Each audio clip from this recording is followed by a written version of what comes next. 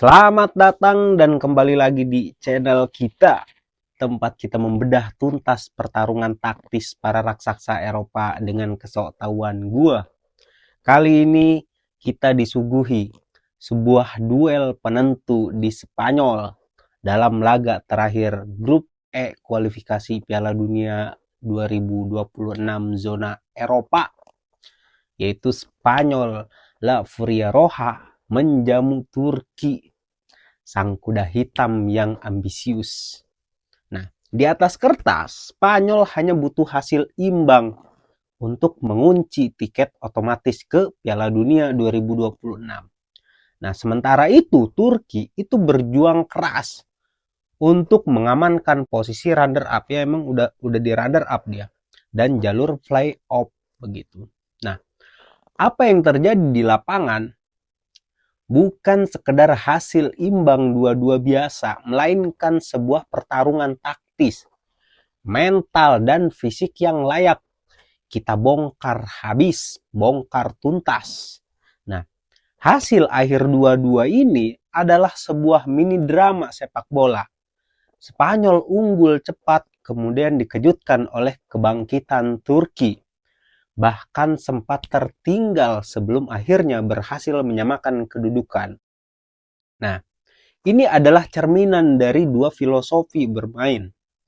Dua filosofi bermain yang bertabrakan, yaitu dominasi penguasaan bola ala Spanyol melawan transisi cepat dan efisiensi ala Montella, Vincenzo Montella di kubu Turki. Nah, dalam pembahasan ini kita akan membedah secara rinci bagaimana Spanyol itu mampu menguasai lapangan namun gagal mengendalikan skor.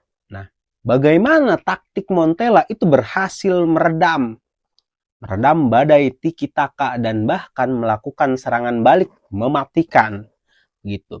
Dan bagaimana gol-gol krusial lahir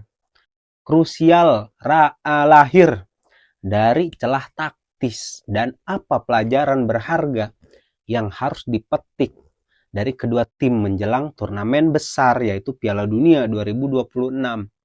Nah, dari susunan pemain, perubahan formasi, peran kunci, para gelandang Spanyol dan Turki, hingga duel individu yang menentukan, semua kita akan kupas tuntas, kita akan bedah semuanya dengan kesoktahuan gua begitu. Nah, siapkan kopi kalian, handset kalian, karena kita akan langsung masuk ke pembahasannya, yaitu kita bakalan bahas dulu dari awal kilat Spanyol dan respon taktik Montella, ya. Oke, langsung aja kita mulai pembahasannya. Nih, awal pertandingan di Cartuza Sevilla itu benar-benar menampilkan skenario impian bagi tuan rumah, yaitu pelatih Luis de la Fuente menurunkan skema dan formasi 4-3-3 andalannya dengan trio gelandang Morino, Garcia, dan Fabian Ruiz yang bertugas mengalirkan bola dari belakang ke depan begitu. Nah, memastikan Spanyol itu langsung mendominasi penguasaan bola yang tercatat mencapai kurang lebih 70% di babak pertama. Nah, strategi ini itu langsung membuahkan hasil di menit ke-4 melalui aksi Dani Olmo. Gol cepat ini itu adalah hasil sempurna dari filosofi menyerang La Furia Roja. Nah, bek kiri yaitu Cucurella yang tampil sangat menyerang memberikan umpan silang akurat yang diselesaikan oleh Dani Olmo di tiang dekat. Gol ini itu menunjukkan dua hal, kemampuan Spanyol mengeksploitasi lebar lapangan dan kelalaian lini belakang Turki di menit-menit awal. Namun keunggulan cepat ini itu justru menjadi pedang bermata dua. Nah, Spanyol itu merasa di atas angin, di atas kertas, sempat menurunkan sedikit intensitas dan terlalu percaya diri. dengan position play mereka. Nah, mereka itu mencoba bermain lebih sabar, mengurung Turki sepertiga akhir lapangan. Namun, jarang menciptakan peluang bersih setelah gol pertama Dani Olmo. Nah, disinilah kepiawaian pelatih Turki, yaitu Vincenzo Montella. Nah, mulai terlihat ya kan. Montella yang menggunakan formasi 5-4-1 yang bertransformasi menjadi 4-2-3-1 yang fleksibel, menginstruksikan timnya untuk bermain sangat disiplin, pemainnya yang sangat disiplin dalam blok pertahanan yang rendah begitu. Nah, mereka itu mengorbankan penguasaan bola. Statistik itu menunjukkan Turki hanya menguasai bola sekitar 27% di babak pertama dan fokus pada pertahanan zonal yang rapat begitu. Nah, duo gelandang bertahan Turki ya terutama Özkan dan Kokcu, nah itu bekerja keras menutup ruang di depan 4 back. Nah, memaksa Spanyol itu melakukan operan-operan horizontal yang tidak efektif. Tujuannya, ya, tujuan taktis Montella itu jelas, membuat Spanyol itu frustasi, memancing mereka untuk membuat kesalahan dan melancarkan serangan balik dengan cepat begitu. Nah, Spanyol memang mencatatkan banyak tembakan, tetapi sebagian besar itu berhasil diblok atau terlalu lemah begitu. Nah, puncaknya di menit ke-42 ya, Turki itu berhasil menyamakan kedudukan. Gol Deniz Gul ini adalah manifestasi dari ketidakfokusan Spanyol dalam set piece defensif, berawal dari sepak pojok terjadi di flick on di tiang dekat, dan Gul yang mencetak gol yang berdiri bebas di tiang jauh itu melepaskan sontekan yang tak terjangkau Unai Simon. Itu adalah sebuah tamparan besar, tamparan keras yang menunjukkan bahwa dominasi statistik tidak selalu berarti buat kontrol penuh atas hasil. Nah, skor 1-1 ini di jeda ya kan penuh waktu itu membuktikan bahwa strategi defensif Turki itu berjalan efektif, mengubah mentalitas pertandingan secara dramatis untuk babak kedua begitu. Memasuki babak kedua, perubahan mentalitas itu menjadi kunci utama. Spanyol yang terkejut dengan gol penyeimbang di akhir babak pertama itu terlihat sedikit terburu-buru untuk mengembalikan keunggulan. Nah, sementara itu Turki itu kembali ke lapangan dengan kepercayaan diri yang melambung tinggi ya kan. Nah, mereka tidak lagi hanya bertahan, bro. Instruksi Montella itu kini lebih berani memerintahkan para pemain untuk memanfaatkan setiap transisi cepat mungkin. Nah, penyerang sayap seperti Yilmaz, Kahvaci mulai bergerak lebih maju, memanfaatkan ruang antara bek sayap Spanyol, terutama Llorente dan Cucurella, nah, yang cenderung itu naik terlalu tinggi. Nah, pelatih Turki menginstruksikan winger-wingernya untuk mengeksploitasi itu. Nah, gol kedua Turki di menit ke-54 itu adalah contoh brilian dari serangan balik cepat yang memanfaatkan celah taktis ini. Nah, bola itu berhasil direbut di tengah lapangan. Nah, dan dengan beberapa operan cepat, Kokcu berhasil mengirimkan umpan terobosan cerdas ke Saleh Özkan. Nah, Unai Simon yang mungkin terlambat keluar atau salah membaca pergerakan ya kan, itu tidak mampu menjangkau. Tembakan terukur dari Özkan ke pojok kiri bawah, kiri apa kanan ya? Nah, pokoknya itulah. skor itu berbalik menjadi 1-2 untuk Turki. Stadion yang tadinya riuh mendadak itu menjadi sunyi. Bagi Spanyol ini adalah alarm keras. Dominasi position mereka itu sangat rentan terhadap serangan balik. Serangan balik langsung dan serangan klinis. Nah, para bek tengah Kubarsi dan Laporte itu terlihat kurang terorganisasi dalam situasi transisi cepat. Gagal menutup ruang di belakang gelandang yang sudah terlanjur maju begitu. Nah, celah di lini tengah, maksudnya lini tengahnya Spanyol juga menjadi sorotan. Ya meskipun trio Merino, Garcia, dan Ruiz itu unggul dalam operan, mereka terkadang gagal memberikan perlindungan defensif yang memadai saat kehilangan bola begitu. Dan inilah perbedaan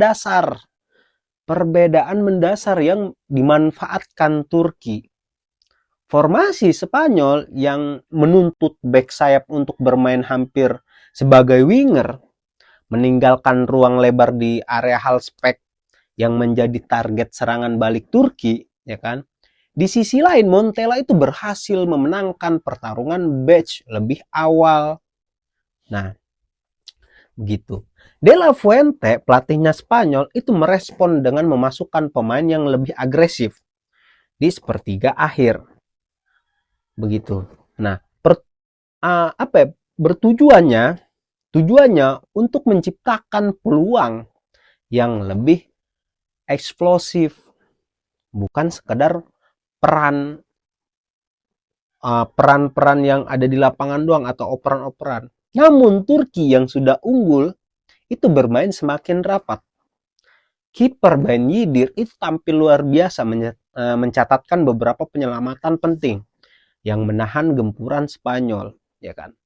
Nah, pertandingan ini itu menunjukkan bahwa dalam sepak bola modern, kemampuan bertahan dengan disiplin dan menyerang balik dengan efisien itu seringkali lebih efektif daripada mendominasi penguasaan bola yang steril. Nah, Spanyol itu harus segera menemukan jalan keluar sebelum kehilangan poin penuh dan posisi puncak klasemen mereka. Ya walaupun hasilnya seri, tetap aja Spanyol masih bisa mengunci tiket ke Piala Dunia begitu. Cuman malunya timnas Spanyol kalau kalah di kandangnya sendiri. Tertinggal 1-2, Spanyol berada di bawah tekanan besar. Mereka tahu bahwa hasil ini, meskipun masih membawa mereka lolos, bisa merusak momentum dan harga diri di hadapan publik sendiri. Begitu. Pelatih De La Fuente itu segera beraksi dengan melakukan penyesuaian, mengubah pola serangan yang tadinya terlalu terpusat itu menjadi lebih bervariasi, ya kan?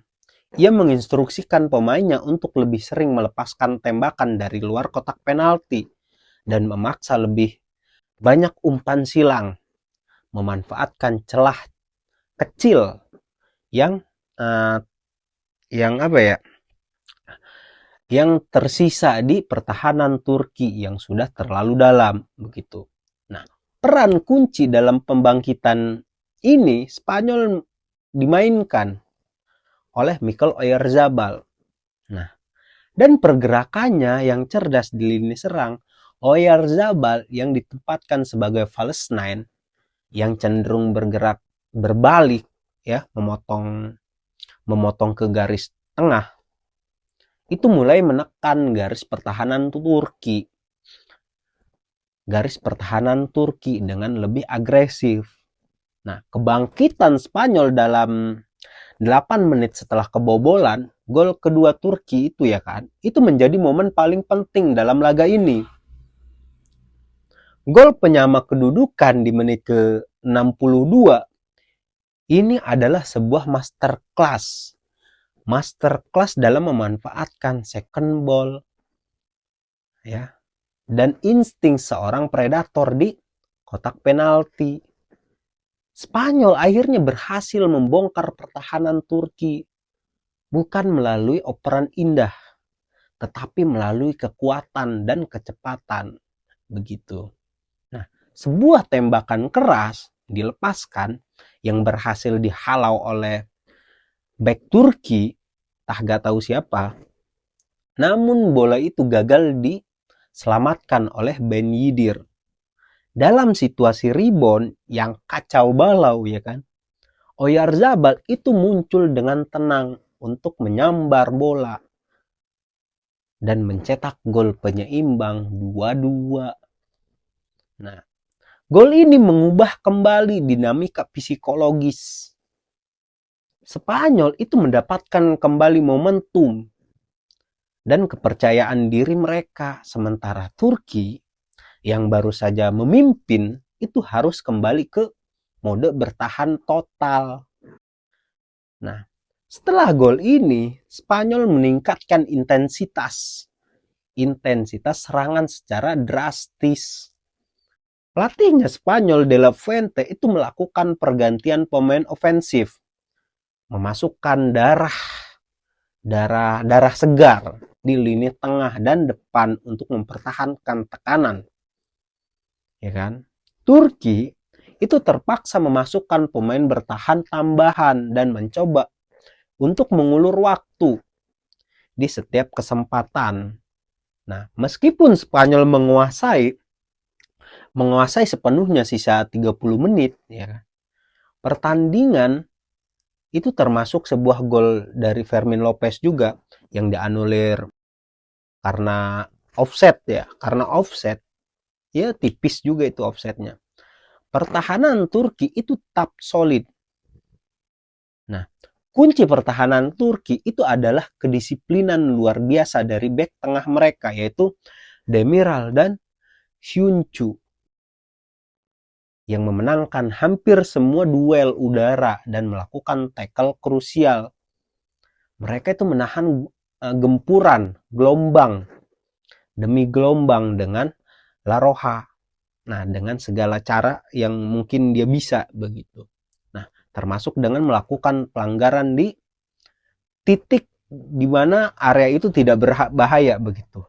Nah, Spanyol itu mencoba segala cara, tembakan jarak jauh, umpan silang, dan pergerakan kombinasi. Tetapi Ben Yedder di bawah Mister Gawang itu benar-benar menjadi tembok yang sangat luar biasa.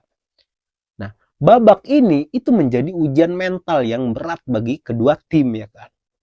Dan pada akhirnya Turki itu berhasil bertahan dari tekanan yang bertubi-tubi, tekanan yang luar biasa.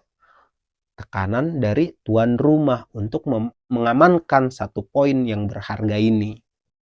Hasil imbang 2-2 ini ya meskipun memastikan Spanyol lolos sebagai juara grup E dan Turki ke playoff, ini menyisakan banyak bahan evaluasi taktis bagi kedua pelatih. Bagi Spanyol De La Fuente, hasil ini tuh harus menjadi peringatan keras. Ya, mereka mendominasi penguasaan bola sekitar 68%, menciptakan peluang lebih banyak yaitu 20 tembakan dan 9 on target. Namun hampir kehilangan poin penuh di kandangnya sendiri. Nah, kelemahan taktis Spanyol yang terbongkar menurut gua yang pertama itu kerentanan transisi defensif. Ya. Nah, Spanyol itu terlalu lambat bereaksi saat kehilangan bola di lini tengah. Nah, jarak antara gelandang Merino, Ruiz, dan Garcia itu dengan bek tengah Kubarsi dan Laporte itu terlalu besar, memberikan ruang bagi Kocu dan Ozkan untuk melancarkan serangan balik langsung begitu. Itu yang pertama. Yang kedua, itu efisiensi serangan di sepertiga akhir. Ya meskipun banyak penguasaan bola, ya, menguasai bola, penetrasi Spanyol itu seringkali bisa diprediksi dan mudah dibaca oleh pertahanan zonal Turki yang sangat rapat begitu. Nah, gol penyama Spanyol itu justru datang dari rebound, bukan dari skema possession yang terstruktur. De La Fuente, pelatihnya Spanyol, itu perlu mencari cara untuk membuat serangan timnya itu lebih vertikal dan tidak hanya mengandalkan lebar lapangan. Nah, di bawah arahan Vicente Montella, Turki menunjukkan kematangan taktis yang sangat luar biasa. Strategi mereka adalah pertahanan total, bertahan total, memanfaatkan setiap momen transisi. Mereka tahu persis bahwa melawan Spanyol yang mendominasi bola itu adalah sia-sia kalau mendominasi bola. Jadi mereka tuh membiarkan Spanyol itu memegang bola dan fokus pada efisiensi klinis. Begitu. 2 gol mereka itu adalah hasil dari set piece dan fast break yang yang dieksekusi dengan sempurna. Begitu. Montella itu berhasil mengamankan, memenangkan dan menanamkan mentalitas fighter pada timnya, yaitu Turki, yang tidak menyerah ya meski sempat tertinggal. Nah, keberhasilan menahan imbang Spanyol di Sevilla itu adalah modal psikologis yang sangat besar bagi Turki menjelang babak playoff yang akan datang. Nah, secara keseluruhan pertandingan ini itu menjadi bukti bahwa di level internasional penguasaan bola saja itu tidak cukup untuk menjamin kemenangan. Nah, keseimbangan antara serangan yang mematikan dan pertahanan yang solid ini adalah kunci. Begitu. Spanyol lolos, namun mereka harus mengatasi masalah di lini belakang dan menemukan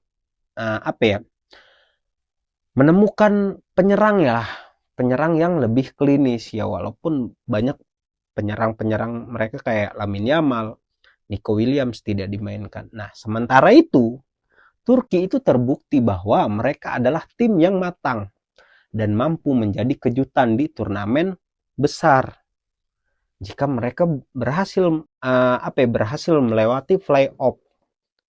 Dan ini adalah akhir yang dramatis bagi grup E dan awalan yang menarik menuju Piala Dunia 2026. Ya walaupun ya untung aja gitu, pemain-pemain Spanyol banyak yang tidak kepanggil seperti Pedri cedera, Rodri cedera, Yamal cedera ya kan, nggak bisa. Terus Nico Williams juga yang seharusnya waktu itu Turki itu pernah dikalahkan kalau nggak salah 6-1 apa 6-0 itu. Pokoknya dibantai abis. Dan pada saat ini Spanyol itu tidak memanggil semua pembantai Turki, dan Turki juga begitu. Pemain-pemain yang telah dibantai oleh Turki itu banyak yang tidak dimainkan oleh Turki juga. Maka dari itu, ini adalah pertandingan yang pemainnya sedikit banyak yang baru dari Turki dan dari Spanyol. Begitulah.